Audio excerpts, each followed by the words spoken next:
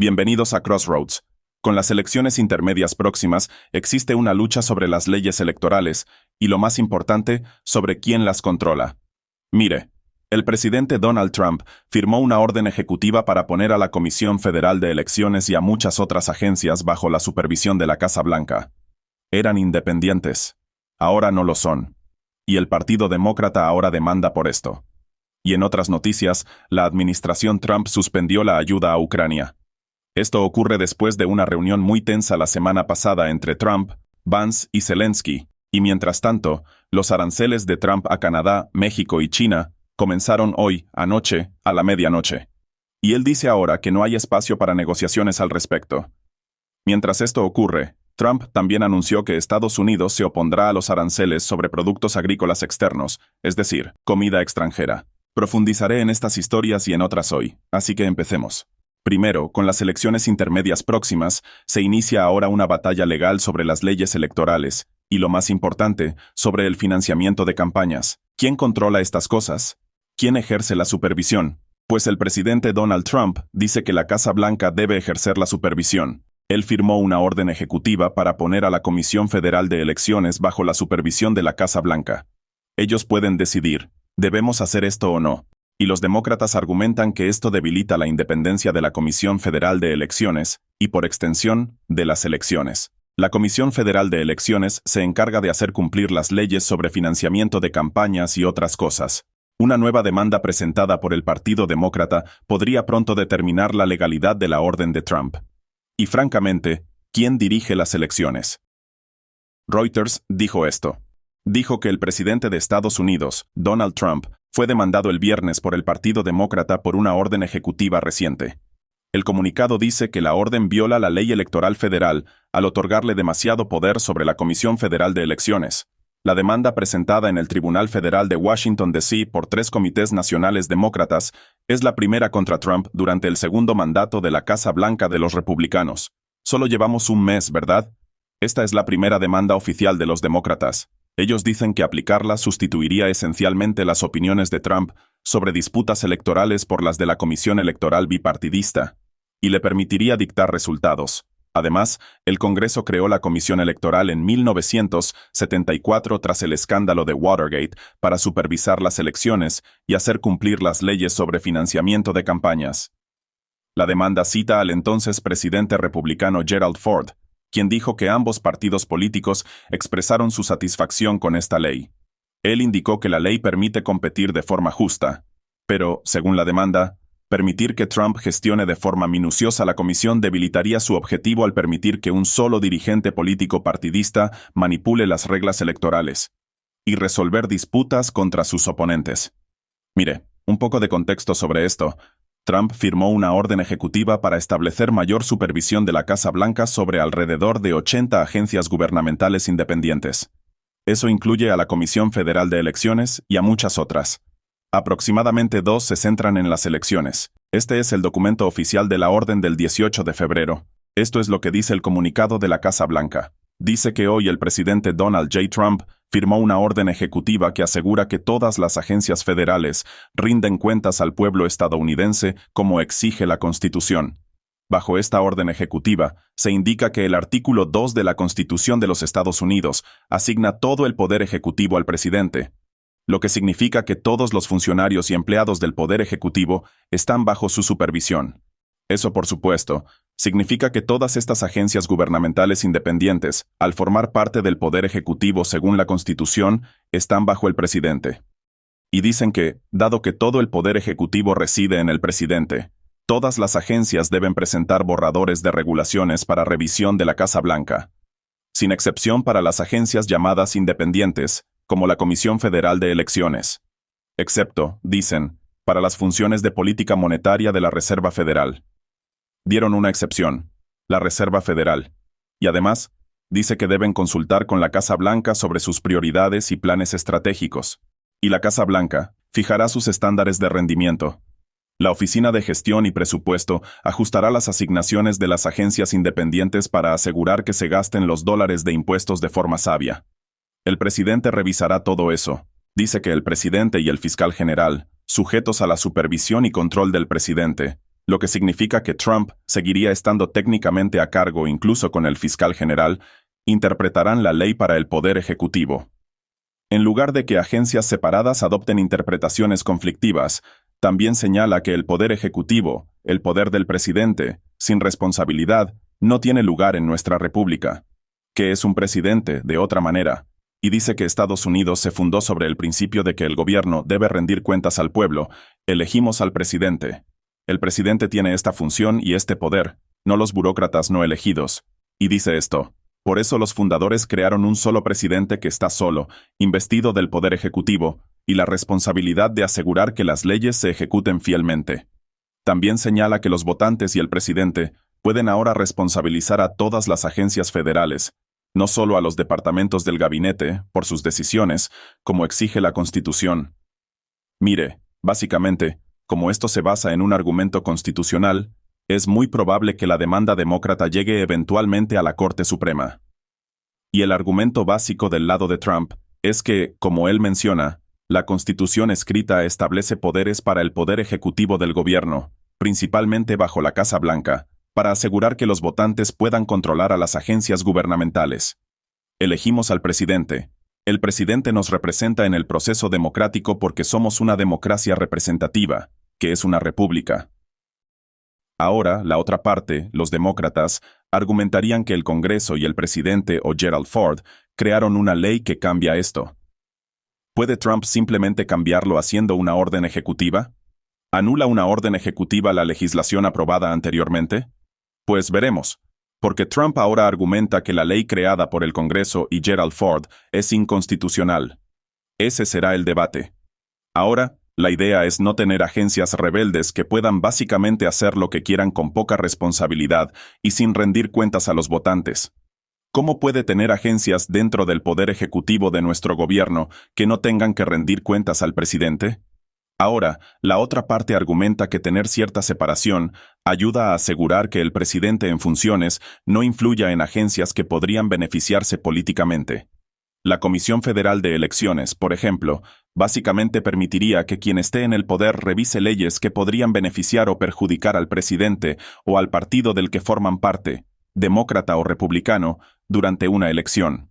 Imagine, por ejemplo, si Kamala Harris fuera presidente y decidiera sobre leyes financieras que pudieran perjudicar al Partido Republicano. ¿Cambiaría eso las opiniones de la gente? No lo sé, porque eso es lo que Trump hace ahora. Y mire, por supuesto, el argumento en contra es: ¿quién en el gobierno no es partidista en estos días? ¿Puede nombrar a un solo funcionario del gobierno que no se alinee con un lado u otro? La ex jefa de la Comisión Federal de Elecciones, a pesar de ser independiente, fue una crítica vocal de Trump. ¿A esa persona realmente no le gustaba Donald Trump? ¿Fue eso una ruptura de la independencia? Pues, ¿qué ocurre en ese caso, cuando una agencia normalmente independiente arriesga mostrar algún tipo de posición partidista? ¿Daña eso de nuevo la naturaleza no partidista de la agencia si su liderazgo expresa partidismo? ¿Quién tiene la supervisión para asegurar que la agencia no actúe en interés partidista porque los encargados lo hacen? ¿En qué se diferencia eso de cómo lo hace el presidente? Pues ese es el argumento que es muy probable que la Corte Suprema escuche a medida que este caso ascienda en el circuito. Antes de esto, Trump tomó otras acciones para reformar la Comisión Federal de Elecciones. En particular, ¿qué hizo?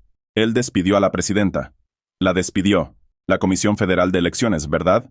Ella era Ellen Weintraub, quien estuvo en el cargo durante aproximadamente 20 años. Ahora, ella publicó en línea la carta del 31 de enero de Trump despidiéndola, y esto fue lo que dijo. Dijo, cito: por la presente queda destituida como miembro de la Comisión Electoral Federal con efecto inmediato. Gracias por su servicio en la comisión. Ahora mire, en respuesta, ella intentó desafiar al presidente y mantener su cargo a pesar de la orden presidencial. Su argumento para decir, me quedaré, te guste o no, fue que el presidente de los Estados Unidos no tiene la autoridad para remover a un comisionado de la Comisión Federal de Elecciones, y que solo pueden ser reemplazados si renuncian o si expiran sus mandatos. Ella dijo, señor presidente, básicamente no tienes poder aquí. Ahora la orden ejecutiva de Trump, al parecer, cambió eso porque Trump se dio a sí mismo el poder para hacerlo, y pone a la Comisión Federal de Elecciones y a otras agencias bajo las reglas normales del poder ejecutivo. Eso significa que sí puede despedirla, aunque eso se debatirá en los tribunales. Y también en este frente vemos la demanda demócrata, por supuesto. Pero las cosas se complicaron más a partir de ahí. Se supo que la comisionada, aquella que fue despedida y luego se negó a ser despedida, Ellen Weintraub, pues, su nombramiento ya había terminado hace mucho tiempo. Ella fue nombrada bajo el presidente George W. Bush allá en 2002, y aquí se complica un poco. The Hill reportó esto, cito: "El mandato de Weintraub terminó en 2007, pero nunca se nombró a un sucesor para ocupar su lugar, y se le permitió servir como comisionada interina durante más de 20 años. ¿Cómo sucede eso? Pues Weintraub intentó mantener su cargo. Parece que su despido se efectuó. El sitio web de la Comisión Federal de Elecciones muestra actualmente 4 comisionados activos. Hay 2 republicanos, hay 2 demócratas, hay 2 escaños vacantes, y ella no aparece. Ahora esto también es posiblemente importante por otra razón. Weintraub fue una crítica vocal de las diversas afirmaciones de fraude electoral de Trump, especialmente después de las elecciones de 2020. Y esas son afirmaciones que Trump mantiene. Él no se retracta de ello. En el lado del financiamiento electoral, el dinero que circula por las leyes de financiamiento de campañas, uno de los asuntos que supervisa la Comisión Federal de Elecciones, tiene aspectos importantes. Existió el escándalo de Suckbox en las elecciones de 2020. Muchos republicanos criticaron eso por posiblemente inclinar la elección a favor del expresidente Joe Biden. En 2024 ocurrió lo mismo por el otro lado, ¿verdad? Trump también contó con el apoyo de Elon Musk. Asimismo, hubo demócratas que criticaron algunas de sus campañas estilo lotería por impactar el resultado de las elecciones. Pero hay asuntos con el financiamiento electoral que son, sin duda, mucho más importantes y que podrían verse afectados con los nuevos cambios en la Comisión Federal de Elecciones. Ahora, vemos una vasta área gris causada por las organizaciones no gubernamentales que irónicamente reciben financiamiento del gobierno, de la USAID y de otras fuentes. Esto plantea la pregunta: ¿son realmente no gubernamentales si reciben fondos del gobierno? Pues, vemos a todos los grupos políticamente activos que reciben dinero de nuestro gobierno, de nuestros impuestos, y muchos de estos participan en nuestras elecciones. Ahora, se plantean preguntas sobre si esto equivale a que campañas partidistas sean pagadas con dólares de impuestos estadounidenses. Sí, se supone que no deben ser partidistas, pero muchas lo son. Pero hay aún más sobre este tema. El otro gran asunto se ha denominado, ya sabe, Biden Bucks. ¿Biden Bucks, alguien lo recuerda? Trump eliminó ese programa. El argumento es que el programa Biden Bucks puede que no haya estado maduro para impactar las elecciones de 2024, pero podría haber impactado elecciones futuras. Esto es lo que dijo el Daily Signal al respecto. Dijo, cito: "La orden ejecutiva de Biden Bucks que dirige a las agencias federales a aumentar la participación de los votantes ha ido al mismo destino que la administración Biden. Recuerde, Biden intentó aprobar eso. Pues, lo aprobó. Trump lo eliminó". Dijo esto: "El presidente Donald Trump eliminó la orden ejecutiva 14019, que el presidente Joe Biden firmó en marzo de 2021, llamando a las agencias federales a asociarse con grupos de defensa de los votantes privados y a desarrollar planes estratégicos. Es decir, la Comisión Federal de Elecciones y estas organizaciones de terceros, que son algo independientes pero aún están bajo el poder ejecutivo. ¿Qué ocurre cuando el gobierno financia organizaciones que pueden hacer lo que el gobierno no puede y luego emite órdenes ejecutivas para permitir que estas organizaciones decidan qué ocurre con nuestras elecciones? Eso es lo que hizo esto. Ahora la firma de Trump equivaldría a una orden ejecutiva general que eliminó casi 80 acciones ejecutivas tomadas por Biden. El título fue Rescisión inicial de órdenes y acciones ejecutivas perjudiciales. El primer día, Trump entró y canceló todas esas órdenes de Biden. Ahora, esos grupos de control y vigilancia del Congreso, como la Fundación para la Rendición de Cuentas Gubernamental, que demandó para obtener registros sobre la orden, fueron, cito, "suficientes para retrasar la implementación de la orden y asegurar que sean las personas y no los burócratas partidistas quienes decidan las elecciones de 2024", dijo Stuart Whitson, director senior de Asuntos Federales de la Fundación. Es decir, básicamente Biden creó esa orden ejecutiva de 2021, llamada Biden Bucks, que permitía a organizaciones de terceros decidir algunos aspectos de nuestras elecciones.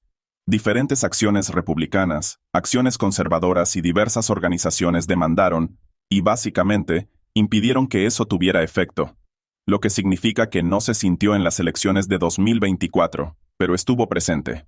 Y, de haberse mantenido, podría haber impactado elecciones futuras, especialmente probablemente las intermedias, pero él continuó diciendo, cito, «El presidente Donald Trump debe ser elogiado por eliminar el escándalo de Biden-Bucks», dijo Whitson al Daily Signal. Cito, «Esto muestra que el presidente está comprometido a detener un gobierno instrumentalizado». Ahora, el artículo continúa. El autor escribe, según se nota en su libro El mito de la supresión del voto, The Myth of Voter Suppression, que Demos, un grupo de expertos liberales, redactó la iniciativa Biden y estuvo entre los grupos privados que implementaron la orden, la cual ha estado en gran medida oculta, Biden-Bucks, ¿verdad? Dice que el Departamento de Justicia de Biden también se negó a publicar su plan estratégico, citando el privilegio presidencial en una demanda presentada por la Fundación para la Rendición de Cuentas Gubernamental, que es un grupo vigilante del gobierno. Dice, además, que el Comité de Administración de la Cámara citó a agencias federales para obtener registros sobre cómo se estaba implementando la orden, pero la administración Biden no cumplió. Simplemente se negaron.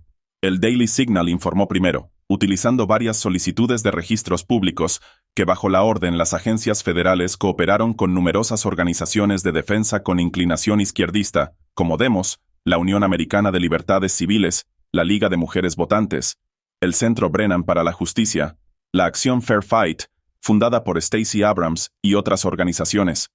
Esas fueron organizaciones a las que se les dio poder bajo la administración Biden para impactar nuestras elecciones.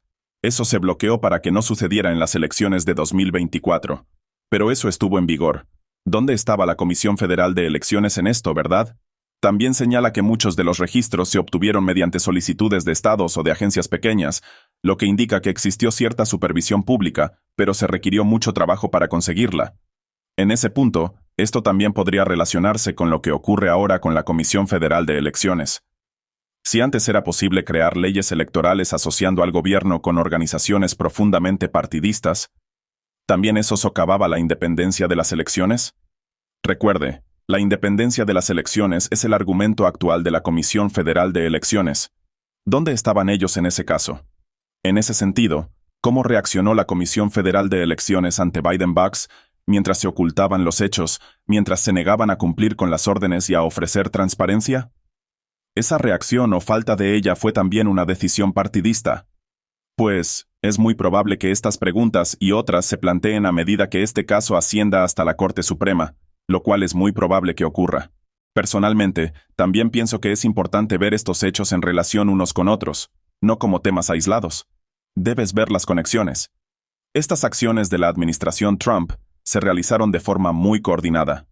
El despido de la presidenta de la Comisión Federal de Elecciones, la cancelación de la orden Biden-Bucks y el sometimiento de la Comisión Federal de Elecciones a la supervisión de la Casa Blanca se dieron casi al mismo tiempo. Y también diría que es probable que los argumentos legales unan todos estos temas a medida que el caso avance, muy probablemente hasta la Corte Suprema. Ahora, en otras noticias, la administración Trump ha decidido pausar toda la ayuda a Ucrania, según un funcionario de la Casa Blanca.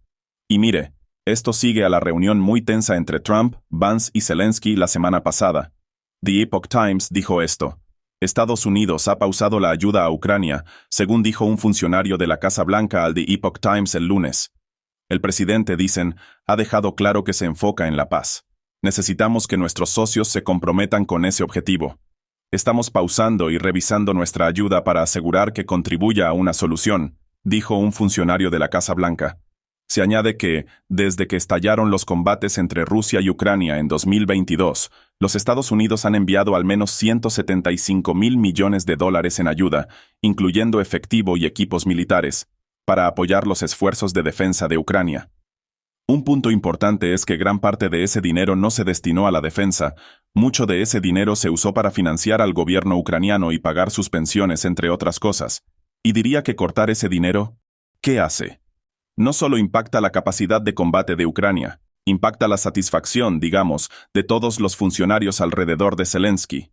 Si de repente dejan de recibir sus pensiones, si dejan de cobrar su sueldo, si dejan de recibir el dinero para mantener las luces encendidas, bueno, podrían empezar a estar descontentos y exigir cambios en la política a Zelensky.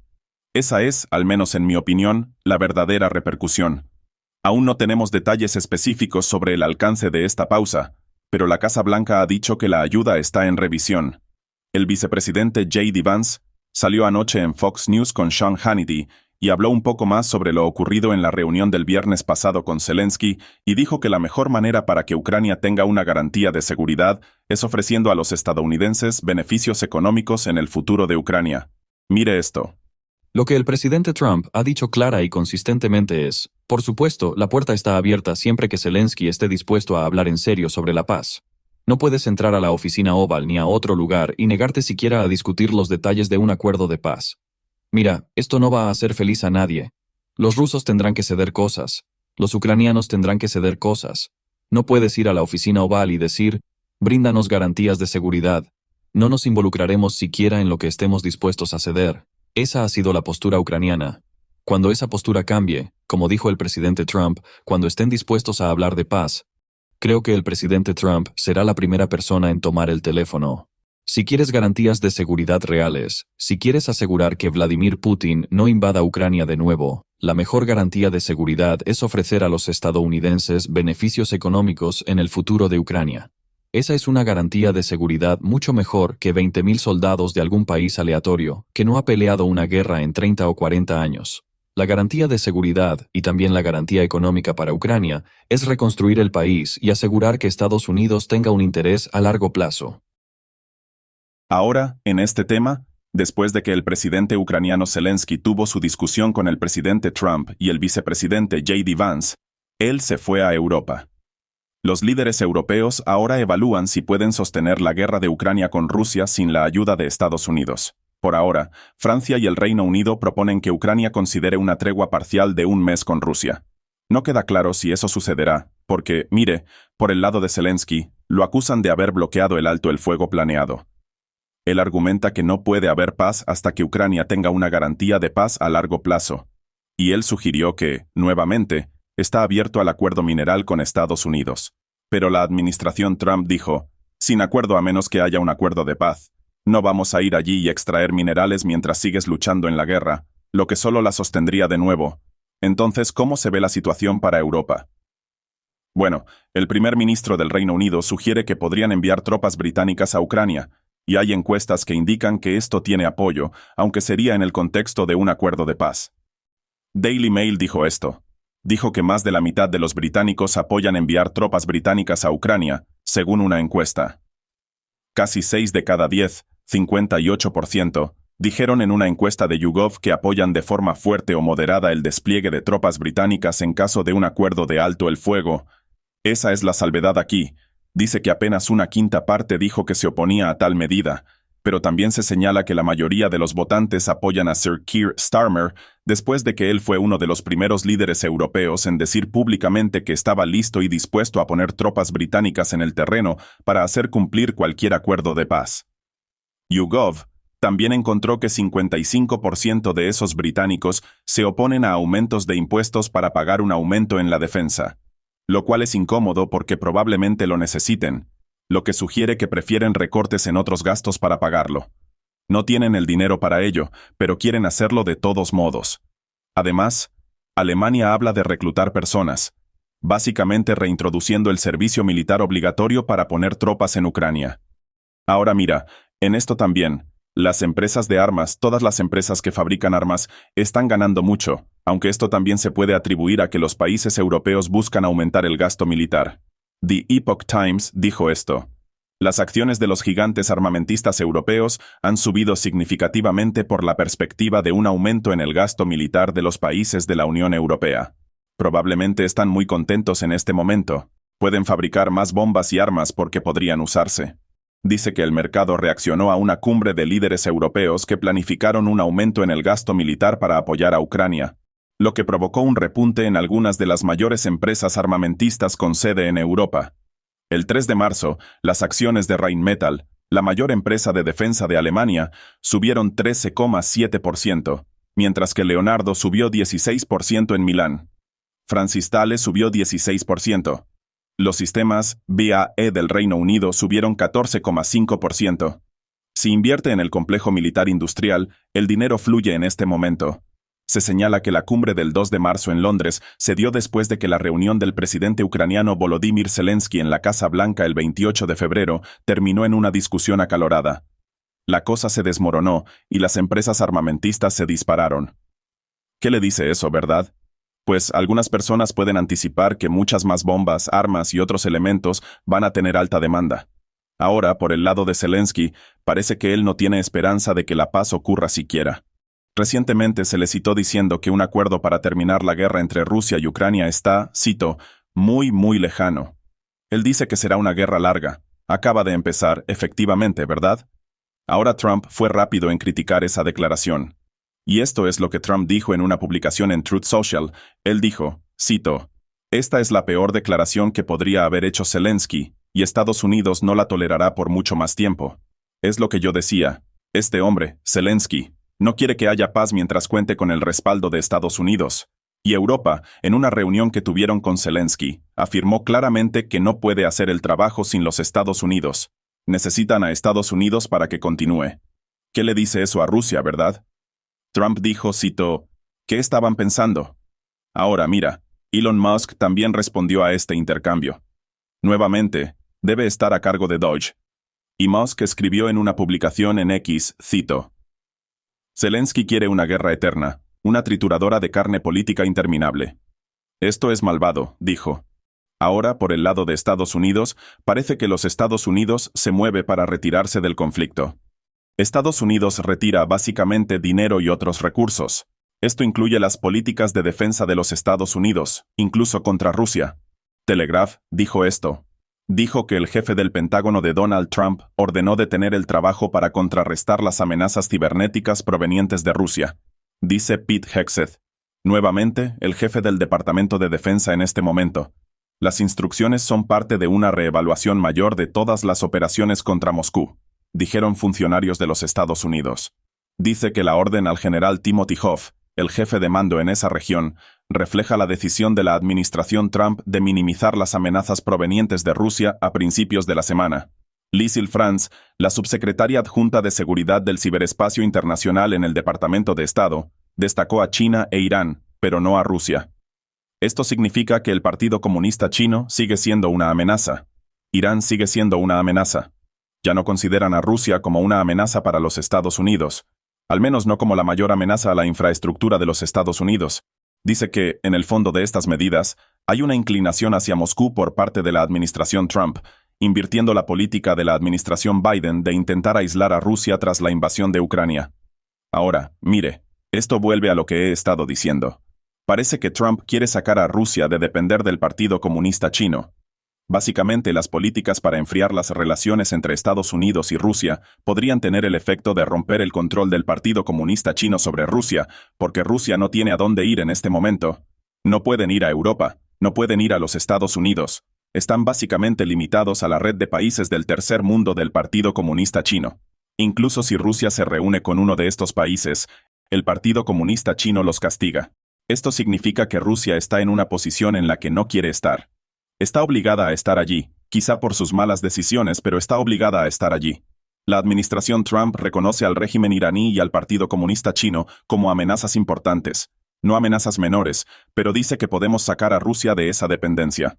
Parece que ese es el mensaje. Ahora, en respuesta a algunas de las críticas que circulan, particularmente de países europeos, mientras Trump escribió esto en Truth Social, él dijo, cito, «Europa ha gastado mucho más dinero en comprar petróleo y gas rusos que lo que ha gastado en defender a Ucrania». Es decir, miren, ustedes acusan a los Estados Unidos de retirar dinero. Ustedes han financiado a Rusia porque invierten en todas estas políticas ecológicas que no sostienen su industria energética y por eso lo compran a Rusia. Ustedes financian a Rusia mientras nos acusan de retirar dinero de Ucrania. Ahora, Trump siguió diciendo, cito, «El único presidente que no cedió parte del territorio de Ucrania a la Rusia de Putin es el presidente Donald Trump».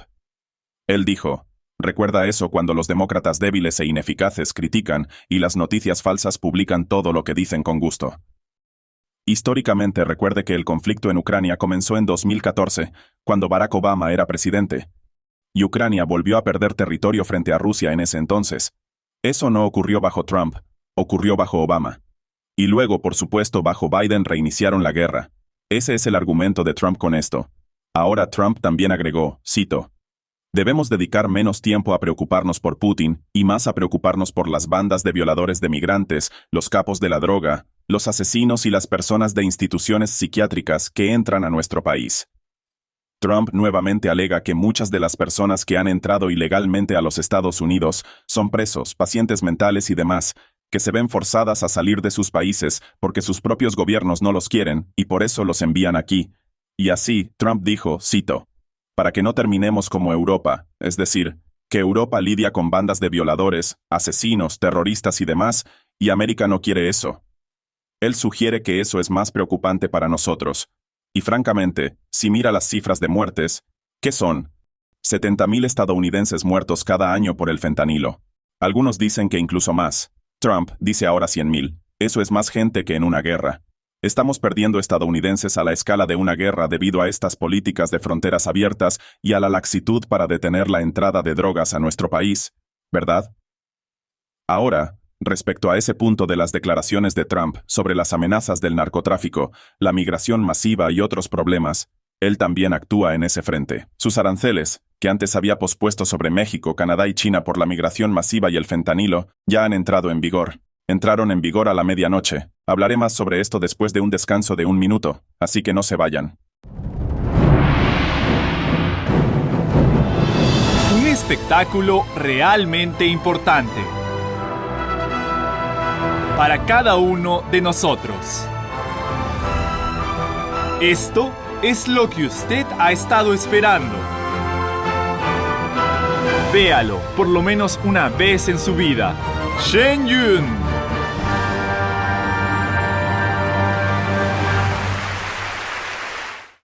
Bienvenidos de nuevo, amigos. Los aranceles muy altos de Trump ya están en vigor. Han comenzado. Ahora Trump ha reiterado la alarma sobre las amenazas del narcotráfico, la migración masiva y otros problemas, y también actúa en ese frente.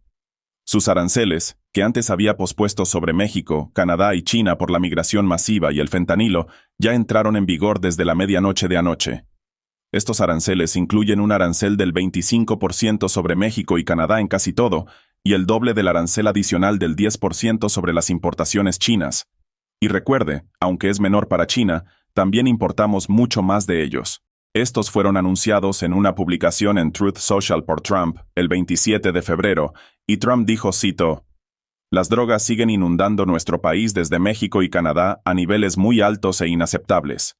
Un gran porcentaje de estas drogas, muchas en forma de fentanilo, se fabrican en y se suministran desde China.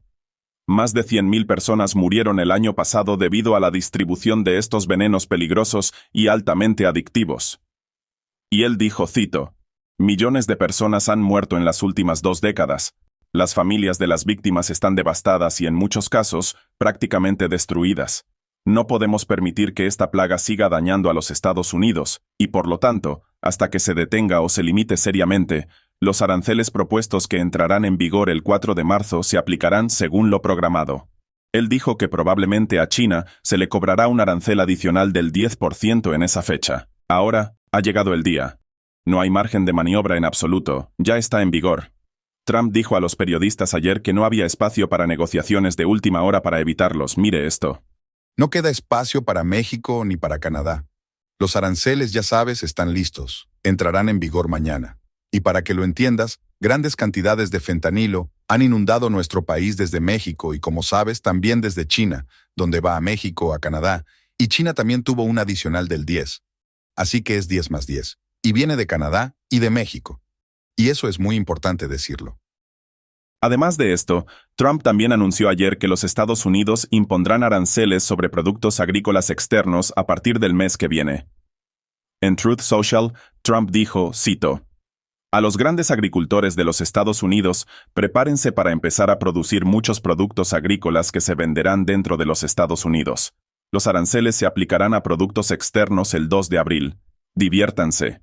Ahora, aún no sabemos cómo serán esos aranceles o qué productos afectarán, pero esto podría ser un gran movimiento. Básicamente esto afectará a todos los alimentos producidos en los Estados Unidos y en el mundo. Cualquiera que intente importar o exportar alimentos hacia los Estados Unidos se verá afectado por estos aranceles. Los agricultores estadounidenses podrán vender a precios más bajos, ganar más dinero, y les será más fácil competir contra todas estas compañías extranjeras. Ahora, además, Trump también busca traer de vuelta la industria de fabricación de automóviles a los Estados Unidos. Eso podría ser un gran golpe para la economía mexicana, ya que la industria automotriz es uno de los pilares de su economía. De hecho, acaban de trasladar la producción de Honda de México a los Estados Unidos, y hay más en esto también. Las políticas de Trump de perforar, perforar, podrían afectar tanto a Canadá como a México. Y además, para Canadá, que depende de exportar petróleo y madera a los Estados Unidos, lo que constituye básicamente la mayor parte de su economía, Trump acaba de tomar medidas para restaurar el dominio estadounidense en la industria maderera. Es decir, el petróleo, la madera, la energía, las cosas que Canadá nos exporta, probablemente pronto no podrán competir y se verán afectados por aranceles.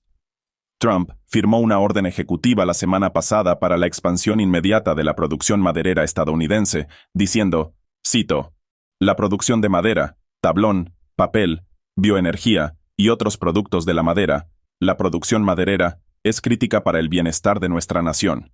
La producción maderera es esencial para actividades humanas cruciales como la construcción y la producción de energía. Los estadounidenses aún construyen muchas de sus casas con madera. Muchos países en Europa no lo hacen. Nosotros usamos mucha madera, y Trump dijo, cito, además, como demuestran los desastres recientes, la gestión forestal y los proyectos para reducir el riesgo de incendios forestales pueden salvar vidas y comunidades estadounidenses. Es decir, si empezamos a producir madera, podríamos limpiar parte de ese sotobosque y gestionar mejor el bosque, lo que significa menos incendios forestales. Y no solo eso, Trump también firmó una orden, cito, para abordar la amenaza a la seguridad nacional por las importaciones de madera y tablón, y se señala que esta orden instruye básicamente al secretario de Comercio a investigar, cito, cómo las importaciones de madera, tablón y sus productos derivados amenazan la seguridad nacional y la estabilidad económica de los Estados Unidos. Ahora, amigos, en este aspecto la seguridad nacional es interesante. El folleto informativo de la Casa Blanca dice que el presidente Trump reconoce que una excesiva dependencia de la madera, tablón y sus productos derivados extranjeros podría poner en peligro las capacidades defensivas, la construcción, la industria y la fortaleza económica de los Estados Unidos. Y se señala que los Estados Unidos han sido importadores netos de tablón desde 2016, técnicamente desde el primer mandato de Trump, a pesar de tener la capacidad práctica para abastecer al 95% del consumo de madera blanda de los Estados Unidos, lo que significa que en su mayoría no necesitamos importar mucho. Algo, pero no mucho. Se indica que las cadenas de suministro extranjeras y los grandes exportadores llenan cada vez más la demanda estadounidense, creando vulnerabilidades ante interrupciones. ¿Qué ocurre si se cortan? La dependencia de los Estados Unidos en el tablón importado se agrava por los subsidios de gobiernos extranjeros y prácticas comerciales depredadoras, que socavan la competitividad de la industria de productos de madera de los Estados Unidos. Es decir, otros países la subvencionan, la pagan, lo que impide que las compañías estadounidenses compitan. Nos sacan del negocio, sacan a los estadounidenses del negocio. Ganan mucho dinero porque, de nuevo, consumimos mucha madera, y Trump quiere enfrentar esa influencia extranjera también, donde los gobiernos subvencionan a sus compañías para sacar a los estadounidenses del negocio. Ahora, se señala además que, básicamente, Trump tiene muchos aranceles en camino. Hemos hablado de ellos. Aparecen nuevos todo el tiempo. Tendremos que ver cómo reaccionan otros países una vez que se den los detalles, pero esto podría provocar cambios muy grandes en la economía global.